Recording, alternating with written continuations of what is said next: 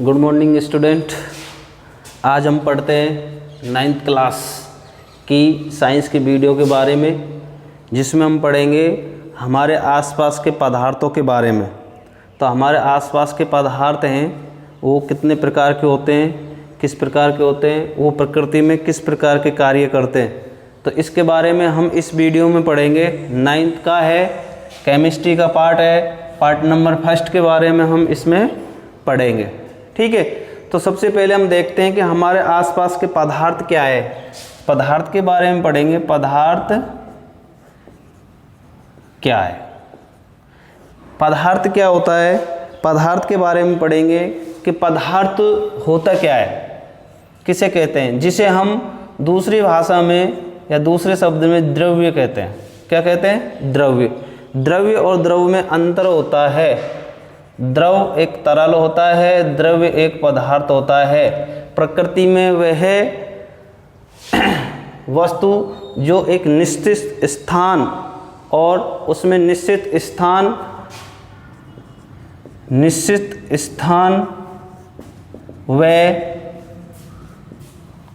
वह जगह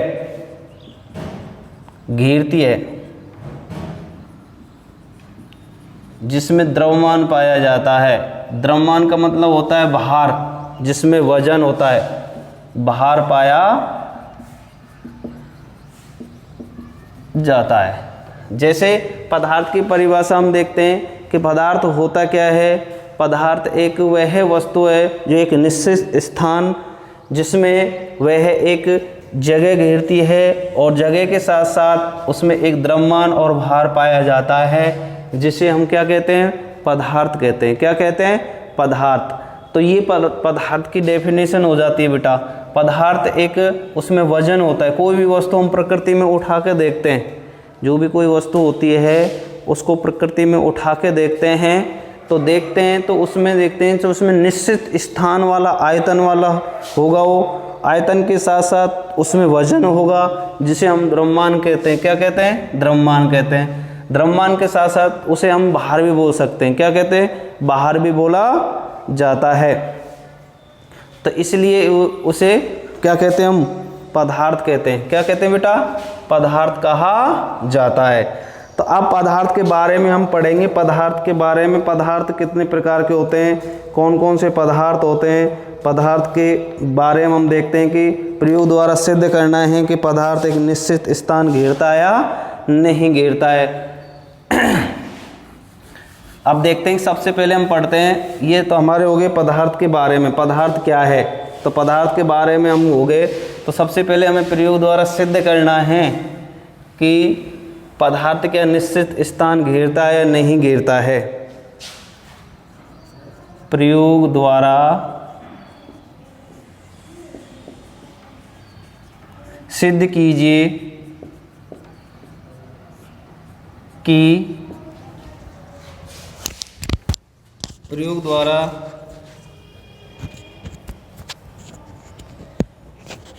सिद्ध कीजिए कि पदार्थ एक निश्चित स्थान घेरता है। प्रयोग द्वारा सिद्ध कीजिए कि पदार्थ एक निश्चित स्थान घेरता है। प्रयोग द्वारा सिद्ध कीजिए कि पदार्थ एक निश्चित स्थान घेरता है।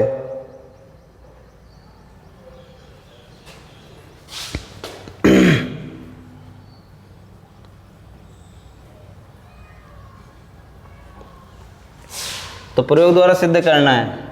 सबसे पहले सर्वप्रथम हम एक ईंट लेते हैं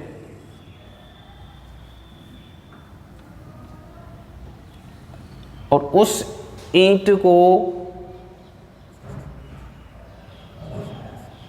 को हम किसी एक समतल धरातल पर रखते हैं और समतल धरातल पर रखने के साथ साथ उसको हम देखते हैं कि जैसी ईंट की जिस जगह पर जितना आयतन वो घेरता है वह उसका एक निश्चित स्थान हो जाता है। जिस जगह पर वो घेरता है, मान लीजिए यहाँ 5 है, यहाँ 10 है, यहाँ 5 है, यहाँ 10 है, तो वो एक उसका निश्चित स्थान होता है। तो सब प्रथम हम एक प्रयोग में लेते हैं, प्रयोग में है तो सबसे पहले हम एक ईंट लेते हैं और उसको किसी समतल धरातल पर रखते हैं। समतल धरातल पर देखते हैं कि उसमें द्रव्यमान मान लीजिए 5 kg की है या 1 kg की है वो, तो उसमें एक निश्चित द्रव्यमान हो जाता है। क्या हो जाता है? एक निश्चित द्रव्यमान हो जाता है। तो ये पदार्थ का एक निश्चित द्रव्यमान हो जाता है और निश्चित द्रव्यमान के कारण वो उस जगह पर एक निश्चित स्थान घेरती है, इसलिए इसे पदार्थ का एक निश्चित स्थान घेरती है। अगला हम पढ़ेंगे पदार्थ के भौतिक स्वरूप। पदार्थ के क्या पढ़ेंगे? पदार्थ के कणों के भौतिक स्वरूप के बारे में पढ़ेंगे हम। पदार्थ के भौतिक स्वरूप।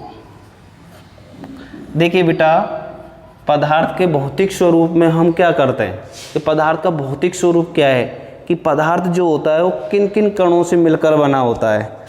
पदार्थ का भौतिक स्वरूप में हम देखते हैं कि पदार्थ किन किन कणों से मिलकर बना होता है, उसके बारे में हम देखते हैं कि इसमें पॉइंट नंबर है पदार्थ के कणों, पदार्थ कणों से मिलकर बना होता है। तो सबसे पहले नंबर है, एक पॉइंट है पदार्थ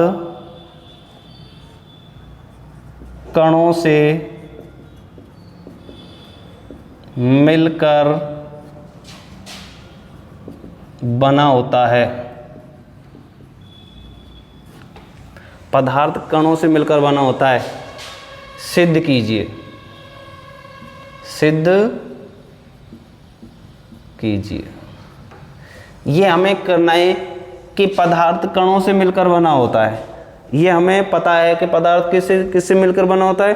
कणों से मिलकर बना होता है। तो हमें क्या करना है बेटा? इसमें सिद्ध करना है कि वास्तव में पदार्थ कणों से मिलकर बना होता है या नहीं होता है। इस प्रयोग में हम देखते हैं, सबसे पहले हम देखते हैं इस प्रयोग में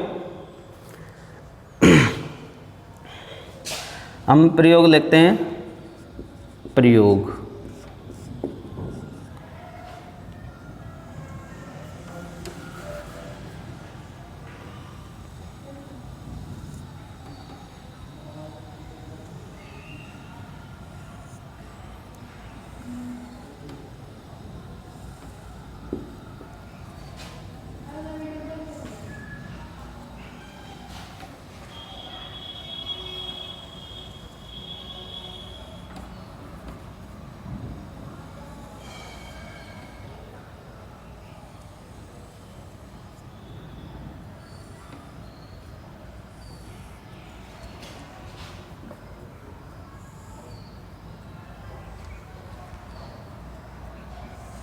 देखिए, इसमें आगे अगला है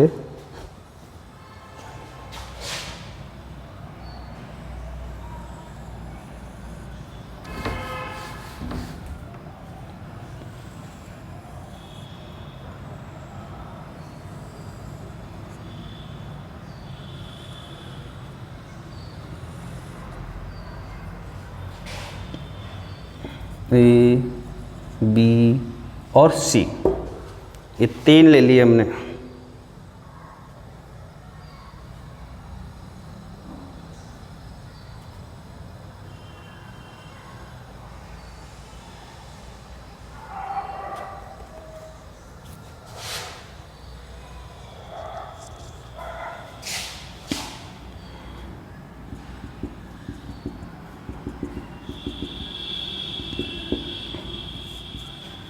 जल,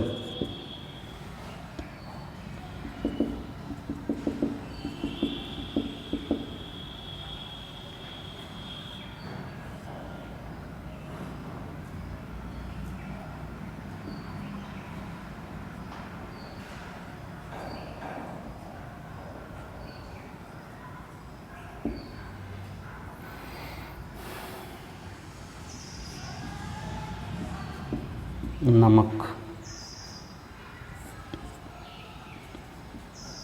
जल। आगे देखिए बेटा,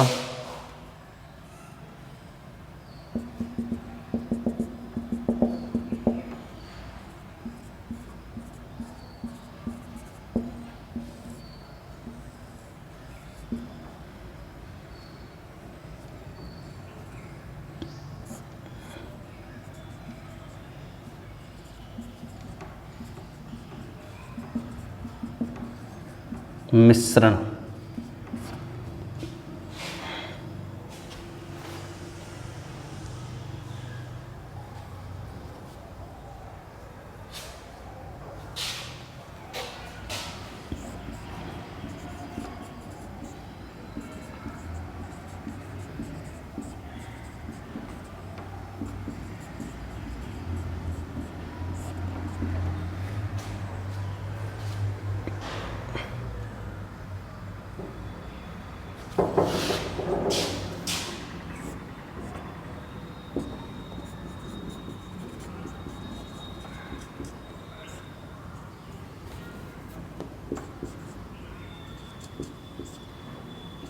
आवर्धित।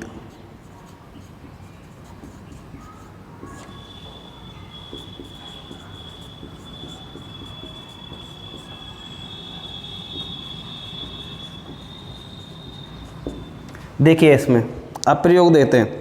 तो सबसे पहले हम लिखते हैं कि एक प्रयोग में हमको बताना है कि पदार्थ कणों से मिलकर बना होता है।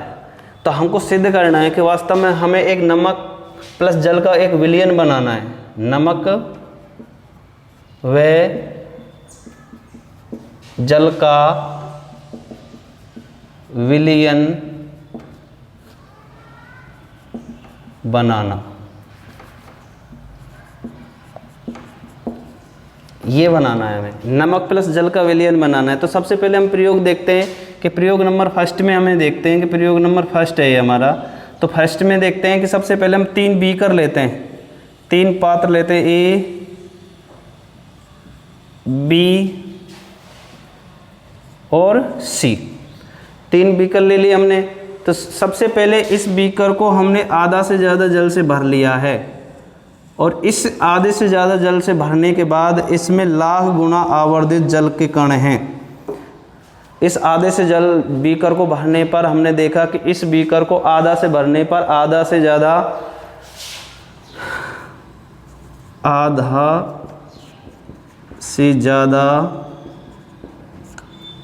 जल, तो लाख गुना जल के कण हैं इस आधे से ज़्यादा बीकर में। तो देखते हैं कि इस आधा से ज़्यादा बीकर में हम देखते हैं कि सबसे पहले इसमें जल भर दिया और जल भरने के बाद में हम इस पे सेकंड जल भरने के बाद में हम दूसरी स्टेप में जाते हैं। दूसरी स्टेप में हम देखते हैं कि बेटा कि इसमें इस एक चम्मच के साथ, ये चम्मच है,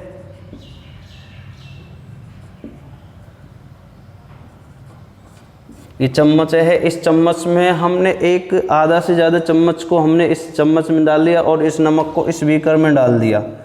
और बीकर में डालने के बाद में देखते हैं कि अब इस बीकर में डाल दिए तो इसके जो नमक के कण वो जल में मिल गए। तो जल में नमक को मिलाने हैं। तो जल में नमक को मिलाएंगे तो कैसे मिलेगा? किसी डंडे के साथ से। किसके सहायता से मिलेंगे? डंडे की सहायता से। डंडे की सहायता से इसको हिलाएंगे, हिलाने पर, यानी कि हिलाने पर। तो जैसे देखते हैं कि सबसे पहले हमने एक सर्वप्रथम पहला बीकर लिया। पहले बीकर में हमने देखा कि इसको आधा से ज़्यादा इस बीकर में पानी भरा। पानी भरने के साथ साथ हमने जल भरा। भरने के बाद में हम दूसरे स्टेप में देखते हैं कि दूसरे स्टेप में इस बीकर में हम देखते हैं कि चम्मच, आधे से ज़्यादा चम्मच में नमक लेते हैं और नमक को उस बीकर के सेकंड बीकर में उसको डाल देते हैं। डालने के बाद में उस नमक के कण उस जल में चले जाते हैं। जल में चले जाने के बाद में हम तीसरी स्टेप में देखते हैं, तीसरी इसमें उस नमक को हम किसी डंडे की सहायता से या किसी छड़ी की सहायता से उसको हिलाते हैं। जैसे जैसे धीरे धीरे उसको हिलाते हैं तो हिलाने पर तीसरी स्थिति में जल व नमक का विलयन पूरी तरह से बन जाता है। यानी कि नमक जल में पूरी तरह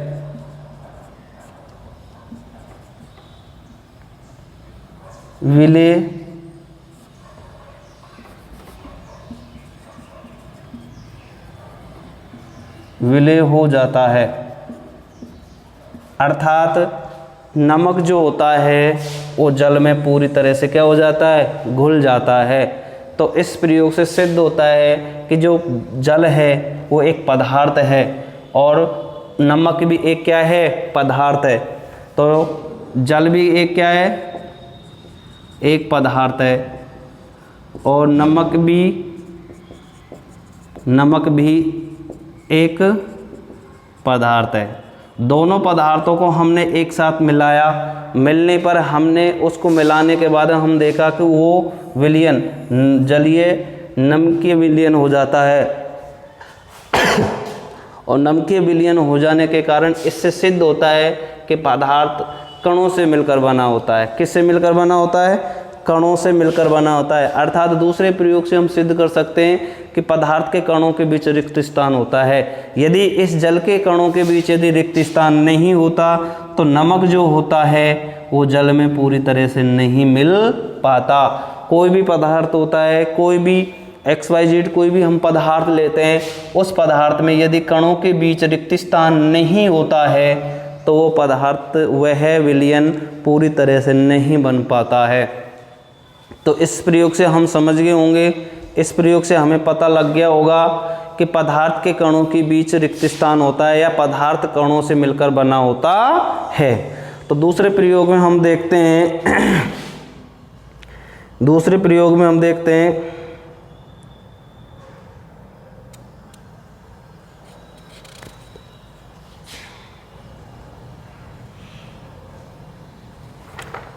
देखिए उसके दूसरे प्रयोग में हम देखते हैं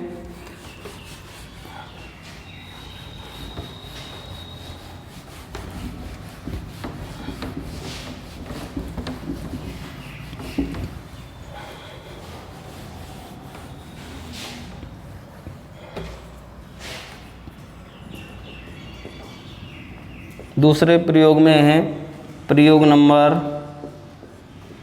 सेकंड। तो प्रयोग नंबर सेकंड में देखते हैं कि सबसे पहले देखते हैं कि पदार्थ के कणों के मध्य रिक्त स्थान होता है।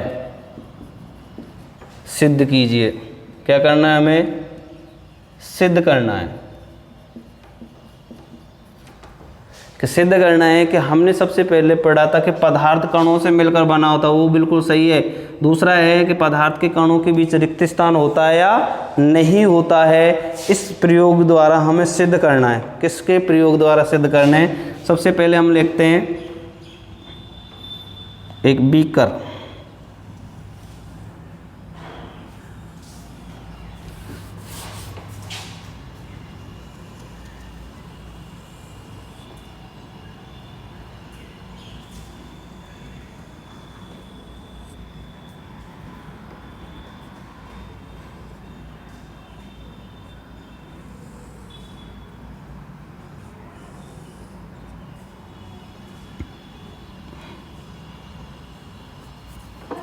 बीकर ले लिया। इसको आधा से ज़्यादा हमने किससे भर दिया?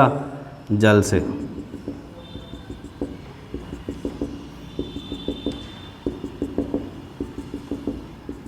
किससे भरा हमने? जल से। ये है जल है, बीकर है, ठीक है, जिसे हम पात्र बोलते हैं। इस पात्र में हमने किसी नमक या चीनी या नींबू का रस, इस विलयन में हमने या नमक प्लस जल या जल प्लस शक्कर या जल प्लस नींबू का रस,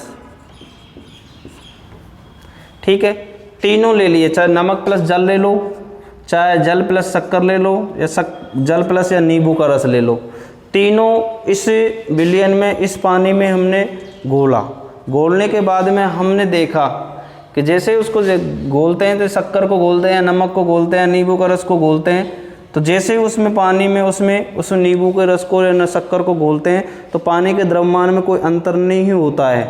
न शक्कर से फर्क पड़ता है, न नींबू के रस से फर्क पड़ता है, न नमक से फर्क पड़ता है। तो सबसे पहले हमने जैसे उसमें घोले तो जो जैसे सिद्ध होता है कि जैसे धीरे धीरे उस जल को हिलाते हैं, तो हिलाते हैं जैसे जल है, चाहे नमक है, चाहे नींबू का रस है, चाहे शक्कर है, जैसे जैसे उसको हिलाएंगे पानी को, तो धीरे धीरे उस शक्कर के जो कण होते हैं वो जल के कणों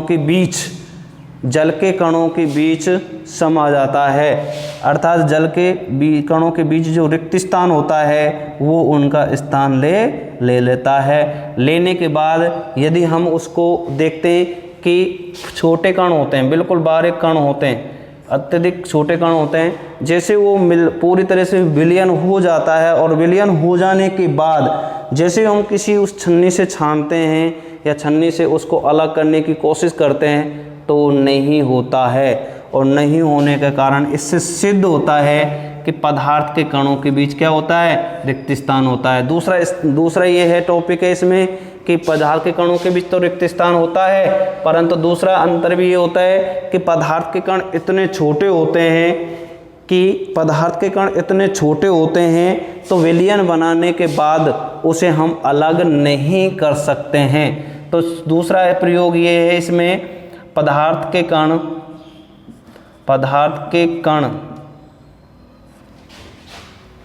बहुत छोटे होते हैं।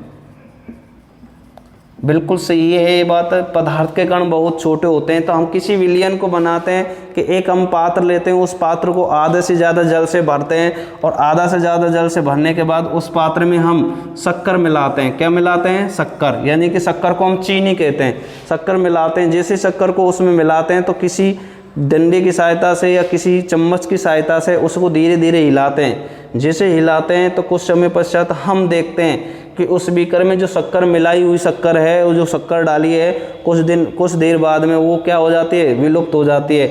अर्थात पानी के द्रव्यमान में तो कोई फर्क नहीं पड़ता, परंतु पानी के स्वाद में अंतर आ जाता है, और अंतर आ जाने के कारण वो शक्कर है वो विलुप्त हो जाती है, और पानी के रंग में कोई अंतर नहीं दिखता है, कलर में कोई अंतर नहीं दिखता है, और पानी जो पहले है वो वैसा का वैसा हमें दिखाई देता है। अर्थात अंतर पहला तो ये है प्रयोग में कि पदार्थ के कणों के मध्य रिक्त स्थान होता है। दूसरा अंतर है कि पदार्थ के कण बहुत छोटे होते हैं। पदार्थ के कणों के मध्य रिक्त स्थान होगा तभी वो शक्कर क्या है, उस जगह विलुप्त होगी। तो इसलिए सिद्ध होता है कि जो जल होता है उस जल के मध्य रिक्त स्थान है, और रिक्त स्थान होने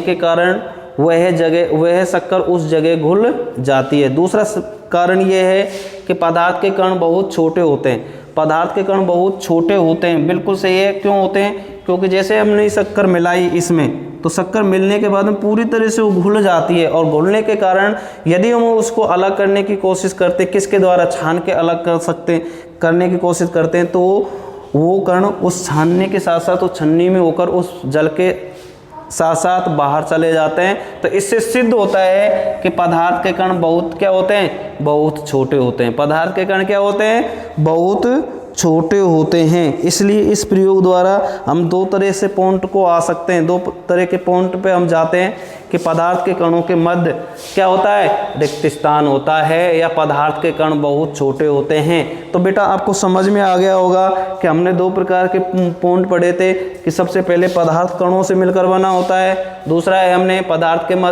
पदार्थ कणों से मिलकर बना होता है, दूसरा है पदार्थ के मध्य रिक्त स्थान होता है, तीसरा है हमारे पास में, इसी में हम समझ लेते हैं कि पदार्थ के कण बहुत छोटे होते हैं।